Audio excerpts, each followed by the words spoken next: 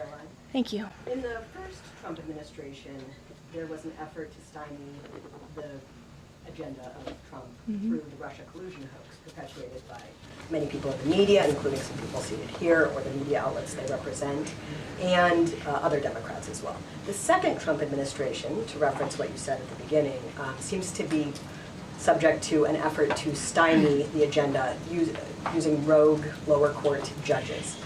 You mentioned that the Supreme Court could and should do something to rein in these lower court judges. Also, Congress could do something about it, but they don't seem terribly interested in it. It also seems there's not much of an actual coordinated effort from this White House to take and tackle this effort from judges, Democrats and other people using these judges to stymie the agenda. Is there an actual effort by this White House to tackle this issue in a comprehensive way, and if so, what is it? There is an effort by this administration to tackle these rogue judges and the injunctions and the blockades that we have faced in our broken judicial system in every case. I mean, we have seen time and time again these lower district court judges ruling against this administration in the president's basic executive authority and powers. And this administration is fighting every single one of those battles in court, including already the block that came down from the tariff court, the IEPA court last night. And as on my way out here to the briefing room, I understand that there was another district court judge right here in Washington, D.C. who ruled against the president's tariff power. And I will get to the heart of your question, and I'm glad that we are addressing this in the room today, because nationwide injunctions ordered against the first Trump administration, Trump 1.0, account for more than half of the injunctions issued in this country since 1963. And President Trump had more injunctions in one full month of office in February than Joe Biden had in 3 years. And let me roll through some of these radical injunctions to paint the picture for the American people at home. These are not just talking points. These are real judges in the court of law who are trying to block the president's power and the policies that he was elected to enact. For example, a court ordered the Trump administration to return already deported terrorist aliens back to the United States. A court has ruled the Trump administration can't even temporarily pause our refugee programs. Courts prohibited the Trump administration from eliminating federal funding for child transgender surgery and mutilation, a practice that the American people overwhelmingly reject. A court also held that the Trump administration could not ban people experiencing gender dysphoria or mental health issues from serving in the military. Ridiculous. Courts prohibited the removal of transgender women from women's prisons despite potential physical harm to real women in those prisons, biological women. A Northern District of California judge issued an absurd ruling that the president cannot fire people within the executive branch without Congress passing a bill, even though Congress has expressly authorized the president through the Office of Personnel Management to authorize reductions in force across agencies. A court also ordered the Trump administration to rehire thousands of already fired employees in several cases. A federal judge blocked the Trump administration from defunding the Department of Education, another signature campaign promise that this president has the power to implement. Courts ordered the Trump administration could not eliminate funding for illegal DEI programs, hence the word illegal. These are illegal programs to begin with, and now the courts are trying to say this president can't roll them back. And a district court judge prohibited the president from issuing any categorical funding freezes. And then another court ordered on top of that the administration makes $2 billion of payments in 36 hours. These are just a few of the ridiculous orders that we have seen from lower district court judges every day, and we hope that the Supreme Court will weigh in and rein them in. But White House advisor Stephen Miller says it's judicial tyranny. Some people are calling it a judicial coup. You're saying you're responding to each and every one of these actions, efforts by these judges to delay or thwart the implementation of the agenda. But is there going to be anything more than that, or is it just going to let this operation continue, even though it could delay everything for years until the presidency is over? The administration is operating under the directive given to from the president that we need to comply with the court's orders. He's made that very clear, but we're going to fight them in court, and we're going to win on the merits of these cases because we know we are acting within the president's legal and executive authorities. And thanks for being here. Gabe. Thank you, Karoline. Question on tariffs, but first actually some foreign policy news, some breaking news. Some local Israeli media is reporting that Prime Minister Netanyahu told hostage families that he's accepted a 60-day truce offer. So can you confirm, have Israel and Hamas agreed to a truce? I can confirm that Special Envoy Witkoff and the president submitted a ceasefire proposal to Hamas that Israel backed and supported. Israel signed off on this proposal before it was sent to Hamas.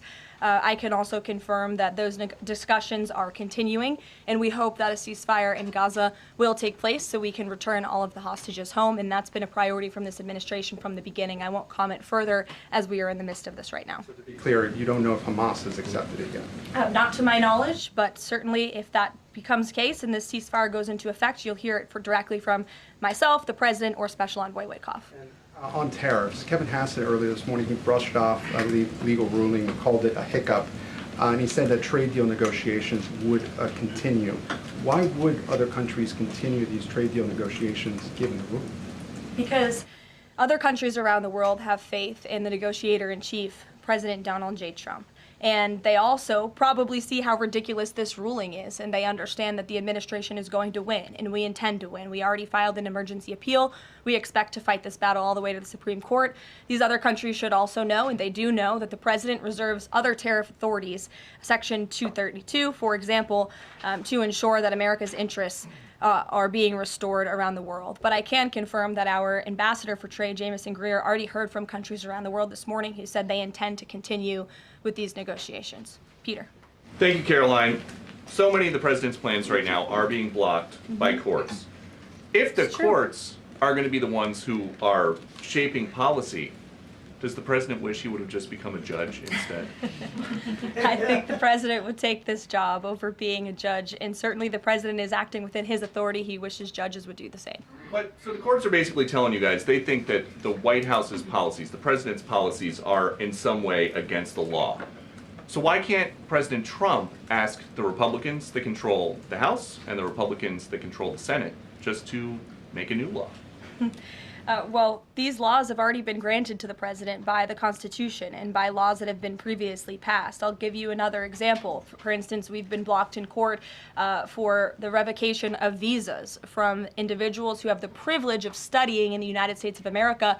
Secretary of State Rubio has simply used his authority to revoke those visas, to revoke that privilege, and we've seen the courts try to block that. So if these judges want to be the Secretary of State or they want to be the president, they can run for office themselves. It should be the other way around. But all of the actions the president has taken rely on legal authorities that have already been granted to him by our nation's existing laws. And on a different topic, there are some folks in President Biden's inner circle who are now in talks with Republicans in Congress to give interviews about how they may have handled President Biden's decline.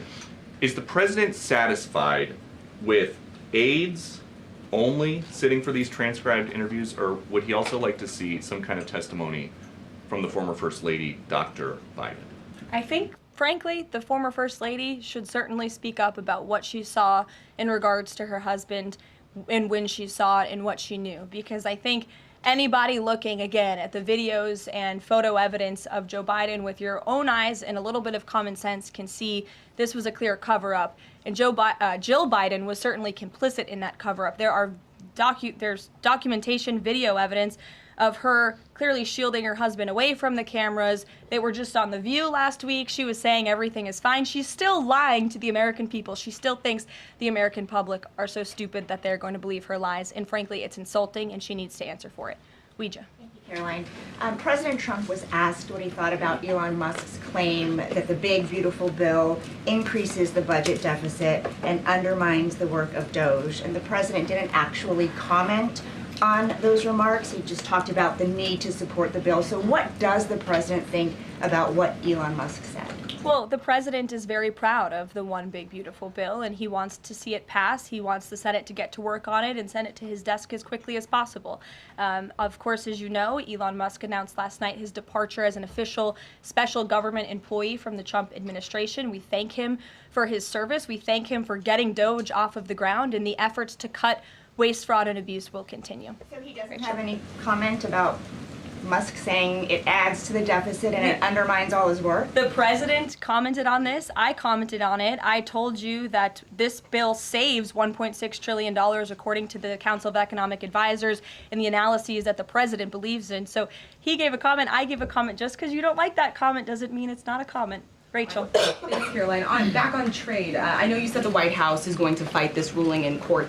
Is the administration actively reviewing other avenues, other options to carry out the president's trade policy? The president's trade policy will continue. We will comply with the court orders, but yes, the president has other legal authorities where he can implement tariffs. However, it does not dispute the fact that the president was right to declare a national emergency when it came to fentanyl and when it came to our crippling deficits and the lack of critical supply chains here at home. That is the reasoning for the president's tariffs. And the court didn't dispute those facts, by the way.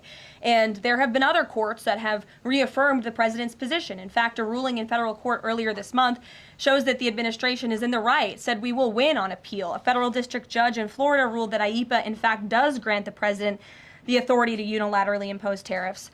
And 20 years ago, I will add, they are not a court, the New York Times editorial board responded to the January 2005 trade deficit of $58.3 billion by writing an editorial entitled Dangerous Deficits. And since then, our trade deficit has more than doubled. The U.S. trade deficit in January totaled a whopping $131.4 billion. So people on both sides of the aisle, pundits, lawyers, legal scholars, politicians have all agreed that it is a national emergency, our trade deficits and our lack of critical supply chains here at home. It's just President Trump was the first president to actually act on it, to restore that wealth and that prosperity to the United States of America. And it's very unfortunate that the courts are now blocking his attempts to do that. Has the administration then reached the point where you are actually asking your economic advisors to start reviewing other avenues to implement the president's trade policy, or do you want to just see this legal process take place for now? We can walk and chew gum at the same time. We are doing both. Josh. The Fed says the president met with the Fed chair earlier today. I'm wondering if you can give us any readout of that meeting. The Fed also says that they discussed the economy. I imagine the president might have shared views on rates as well, but what can you share with us? I can share with you that we saw, the president and I both saw the statement that the Fed put out after the meeting. That statement is correct. However, the president did say that he believes the Fed chair is making a mistake by not lowering interest rates, which is putting us at an economic disadvantage to China and other countries. And the president's been very vocal about that, both publicly and now I can reveal privately as well. Did he speak at all about his plans for that position, but whether he would seek to move Jay Powell out of that position or keep him in until his term ends? No. Okay. Kristen. Very quickly on the tariff question, you mentioned Section 232 earlier. Are you suggesting that you might sort of speed up some of the existing 232 investigations? Or are you talking potentially using 232 as a replacement power if this ruling doesn't go your way? Of course, you hope it does. I'm not suggesting that. I'm just simply stating the fact that the president has other legal authorities he can use to implement tariffs, and the administration is willing to use those. As you know, we already have applied Section 232 tariffs on specific industries. Thank you. Yep, thank you. President Trump said that he needed 1.5 to 2 weeks to determine whether or not he believed Vladimir Putin wanted peace. He has been in office now for 4 months. What does he believe is going to happen in the next 1.5 to 2 weeks that would change his opinion?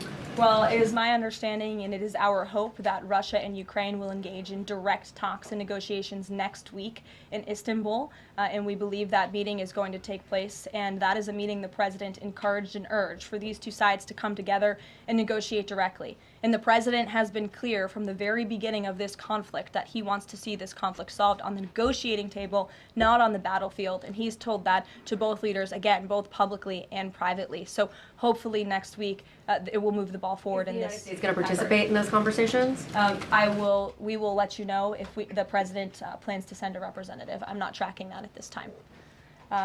Kelly in the back. Thanks, Karoline. Sure. I wanted to just clarify once and for all the Qatari jet, the sale or the gift, because the Qatari government is asking the U.S. to clarify that the jet's pending transfer was initiated by the Trump administration. So is this something that the White House is going to do? The amount of questions we've received, and we've been incredibly clear, and I have answered this, the president has answered this, the Department of Defense has answered this.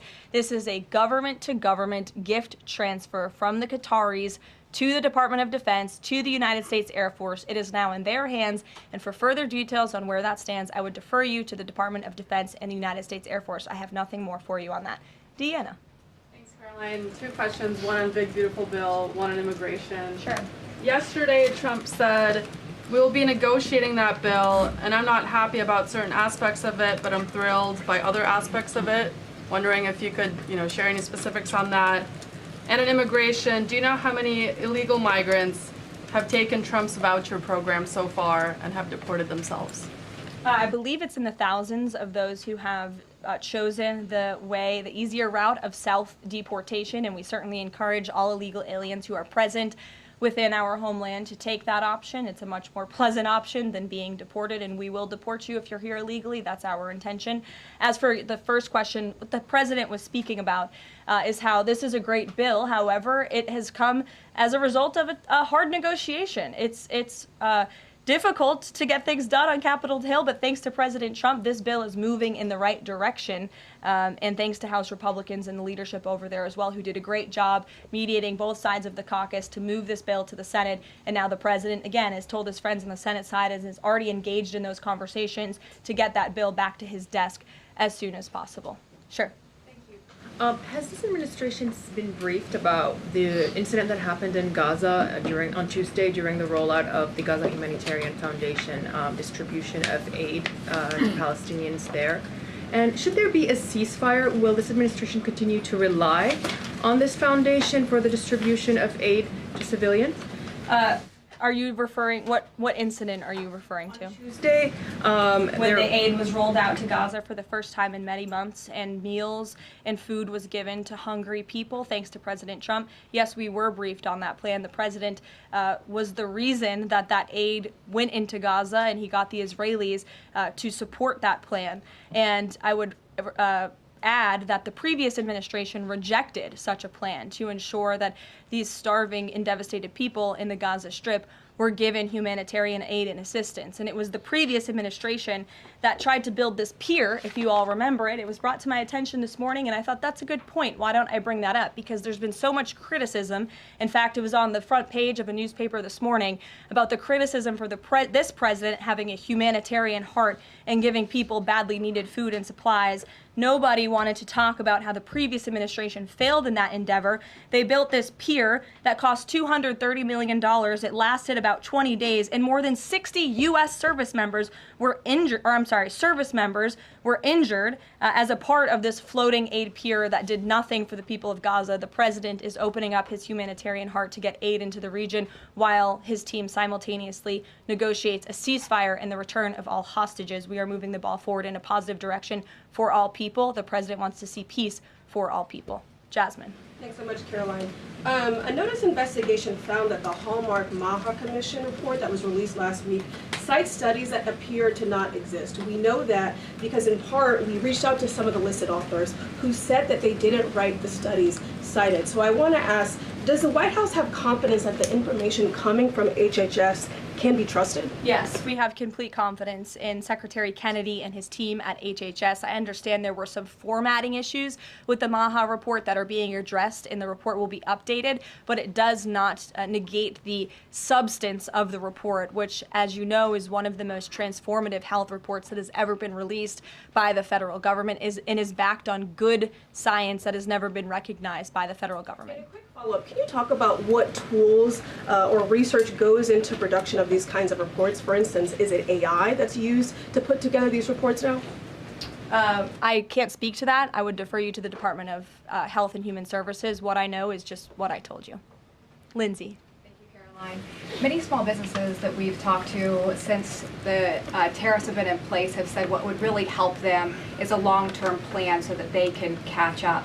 In light of what's happened now, this trade war with the courts, how will that impact this 90-day window? Will you guys be adjusting that? And how can you help relieve some of these small businesses?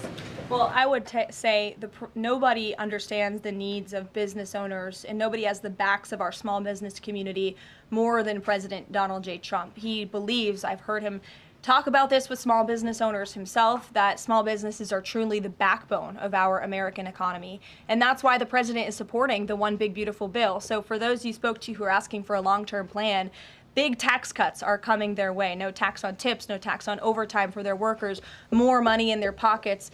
Their bottom lines will be larger. They can pay their people more. Wages are going to go up. Inflation will continue to come down. We've already seen energy prices plummeting as a result of this president's economic and energy agenda that he has been implementing across the federal government, reducing burdensome regulation. All of that is good news for small business owners across the country. That's why they strongly support the president, and that's the Trump economic plan that is underway. And again, you're emphasizing, I believe, the need to pass the one big beautiful bill, and the president wants to see that happen. Sure. Will you still work within that 90-day window for these trade negotiations? Does that still stand? Again, as far as we're concerned, our trade agenda is moving forward, and we've already heard from countries around the world today who will continue to negotiate in good faith with the United States so we can cut good trade deals on behalf of the American people, and we fully expect to win this case in court. Sure. On Golden Dome, the president put out this number of $61 billion.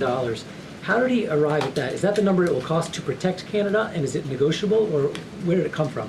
I can certainly ask the president, and I can check in with our research team, and we'll get you the facts on that number. But the Golden Dome is certainly a significant investment in our nation's national security and homeland security to protect Americans, all of you in this room, from future threats. Any readout on have the Canadians been talking in good faith about paying to be in it? I know they expressed some interest. Well, the president has certainly expressed to the Canadians how we are essentially subsidizing their national defense. He brought it up in his meeting with their new leader here, and as you know, we'll be traveling to Canada next month for the G7, so I expect that topic of discussion to come up on that trip as well. Sure. Hey, thanks, Caroline. There was a May Day USA rally in Seattle that happened over the weekend that devolved into some protests and riots. The Seattle Mayor Harrell said that it was a far-right rally held here to provoke a reaction by promoting beliefs that are inherently opposed to our city's values, which he defined as LGBT values. I know the FBI is looking into this, but has the president reached out to the mayor at all, asked him to apologize for this, and is this something that the administration would consider an example of anti-Christian bias? I'm not aware of that case. I know the FBI is looking into it, but I'm not aware of any phone calls the president may or may not have made to the mayor of that city. And then on Doge, we know that Elon Musk is leaving. Do you have an updated leadership structure for who is leading the group? Is Russ Vought involved? And what is its new mission now, if any? Well, the entire cabinet is involved, and I spoke to the president about it this morning, and the entire cabinet understands the need to cut government waste, fraud, and abuse, and each cabinet secretary at their respective agencies is committed to that. That's why they were working hand in hand with Elon Musk, and they'll continue to work with the respective Doge employees who have onboarded as political appointees at all of these agencies. So surely the mission of Doge will continue, and many Doge employees are now political appointees and employees of our government, and to the best of my knowledge, all of them intend to stay and continue this important work. Is there a Doge leader taking the place of Mr. Musk? Well, again, the Doge leaders are each and every member of the president's cabinet and the president himself, who is wholeheartedly committed to cutting waste, fraud, and abuse from our government. Michael. Thank you, Caroline. There's conflicting reports out of the Middle East right now. Saudi television network Al Arabia is saying that Israel and Hamas have agreed to a 60-day ceasefire. Sources with Hamas are saying that has not been agreed to. If and when that does happen, will we expect to hear something from President Trump announcing that? As I said earlier, yes, indeed. If there is an announcement to be made, it will come from the White House, the president, myself, or Special Envoy Witkoff.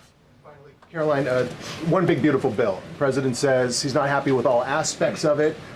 What changes would he like to see be made? And can this bill be both big and beautiful? It is a one big beautiful bill, as the name rings true. And the president, as I said, is currently working with his friends in the Senate who have some recommendations for the bill. Those negotiations and discussions are continuing, but the president's ultimate priority is to get this bill back to his desk for signature. And the president's priorities in this bill are non-negotiable in terms of the tax priorities he wants to see and the large tax cuts in the border investments that are currently in this bill. He is not going to allow them to go away for the American people. Sure, go ahead. Yes, I wanted to ask you about, has the president spoken to any of these foreign leaders about these agreements that have been reached, specifically the case of the United Kingdom that already has an agreement in place after this decision of the court in New York? Has the president talked to foreign leaders about what? About the court decision in New York. Which court decision in New York? The trade court. Oh, the trade court decision.